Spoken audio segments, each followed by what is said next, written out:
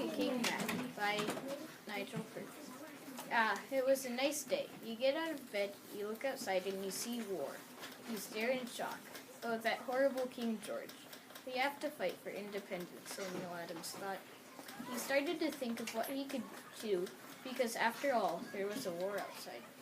How about a group of men that fight for independence? Sons of Liberty, he muttered. This would be the perfect name. Then everything went dark, and Samuel woke up. Samuel Adams groaned. He looked out the window, and it was a nice and sunny day. Sons of Liberty, he muttered.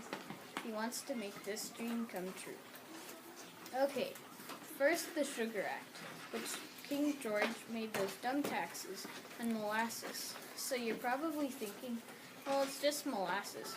This, my friends, is just the beginning. As a colonist, you should protest these unfair taxes. Grab your friend and go down to the harbor. You'll know taxation without representation. We can't take this unfair treatment from our king. Next was the Stamp Act. This was where King George, that crazy King George, put taxes on anything that's paper.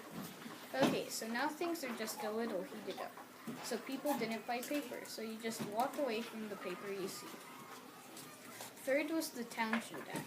And if the king didn't think he was insane enough, he put taxes on tea, glass, lead, paper, and paint.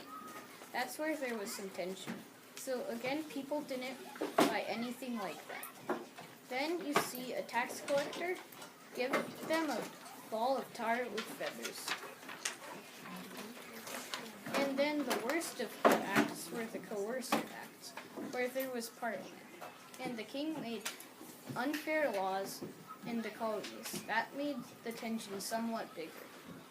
And after that, since the colonists were unhappy with the intolerable acts or corrosive acts, they did the Boston Tea Party. The Boston Tea Party was when the Sons of Liberty, dressed as Mohawk Indians, dropped tea into the water so there would be no tea.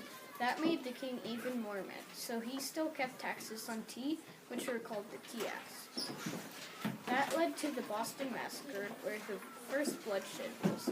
So after that happened, the Sons of Liberty got really mad, and then there was the Battle of Concord and Lexington. After that, Thomas Paine made Common Sense, where it had a big impact on the colonies, and fought freedom from Britain.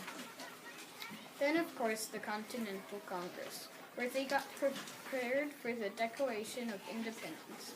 Finally, Thomas Jefferson wrote the Declaration of Independence and got the French to help them in the war. Now you know how to make a king mad. This article was based on everything leading up to the Revolutionary War.